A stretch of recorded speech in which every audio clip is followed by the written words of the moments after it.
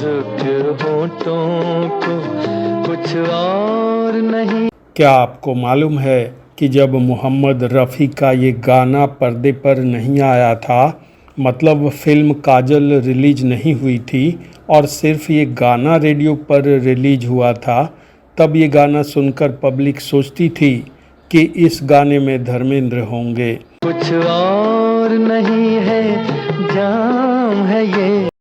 वही दारू पीकर हसीना के होठ छूने की बात कर रहे होंगे। तू लेने दो नाजुक होठों को। लोग ये सोच सोच कर रोमांचित होते कि जब फिल्म रिलीज होगी और फिल्म का ये गाना सिनेमा हॉल में पर्दे पर देखने को मिलेगा तो कितना मज़ा आएगा। हसीना के साथ धर्मेंद्र को देखकर कितना आनंद आएगा। लोग इसकी कल्पना कर मन ही मन रोमांचित होते।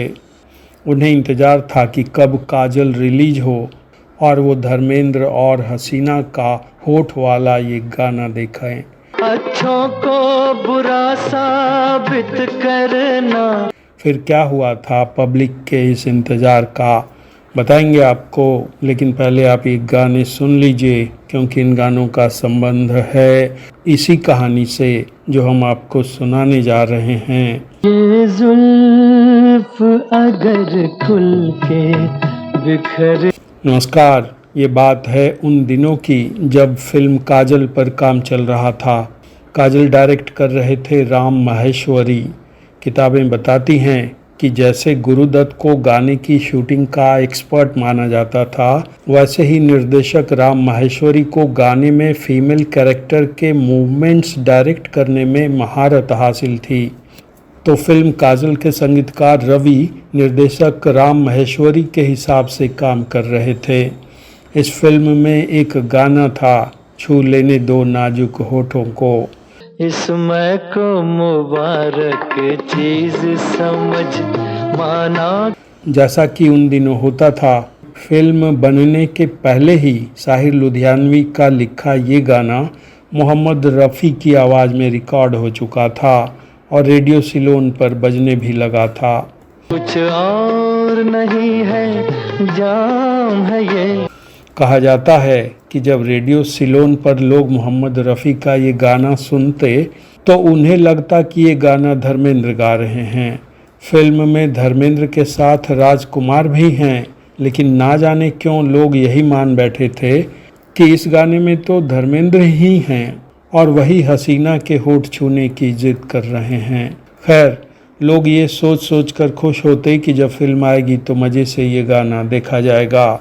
जब इस गाने में पर्दे पर धर्मेंद्र मीना कुमारी के साथ दिखेंगे तो कितना मज़ा आएगा। इधर पब्लिक ये सोच सोच कर खुश हो रही थी और उधर फिल्म काजल की शूटिंग का काम चल रहा था।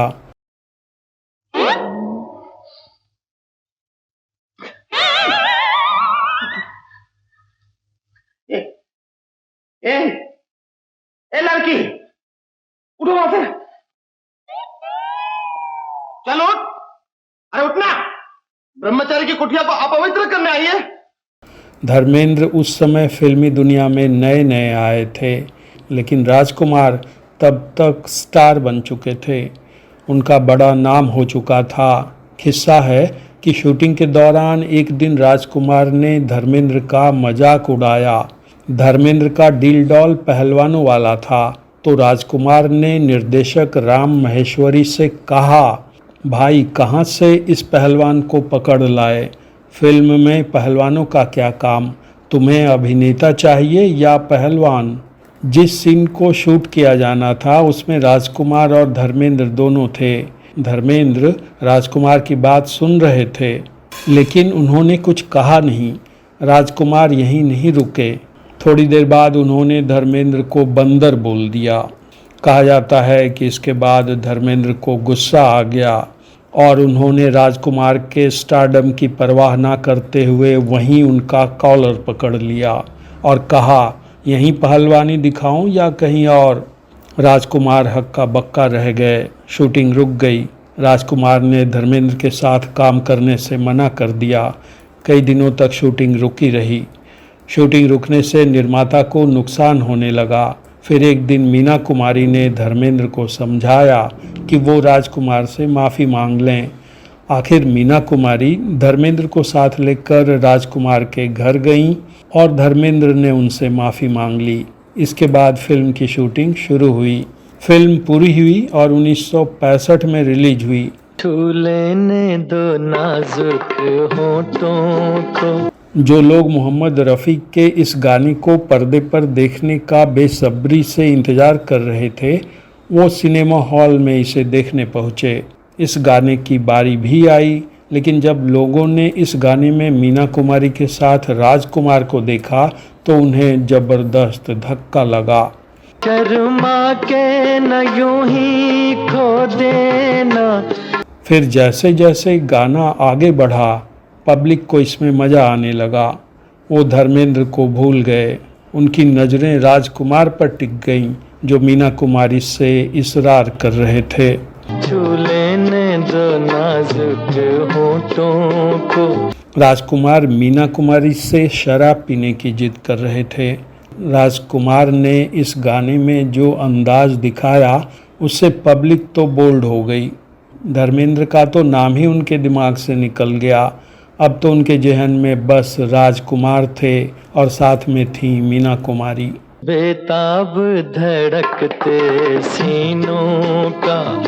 राजकुमार इस गाने में मीना कुमारी के साथ कुछ ऐसे पेश आए कि ये गाना संगीतकार रवि और गायक मोहम्मद रफ़ी का क्लासिक सॉन्ग बन गया।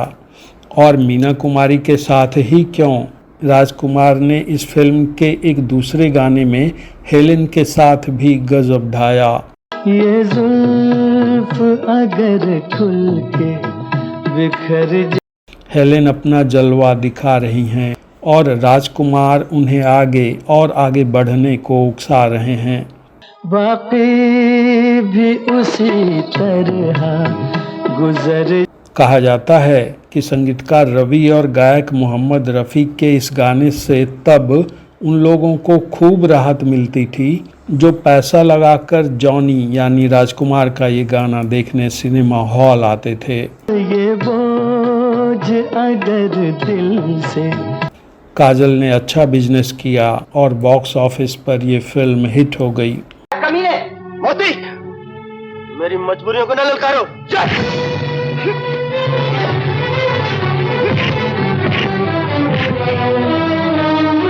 अगर आपको ये कहानी अच्छी लगी हो तो इसे लाइक करें, शेयर करें और चैनल को सब्सक्राइब करें।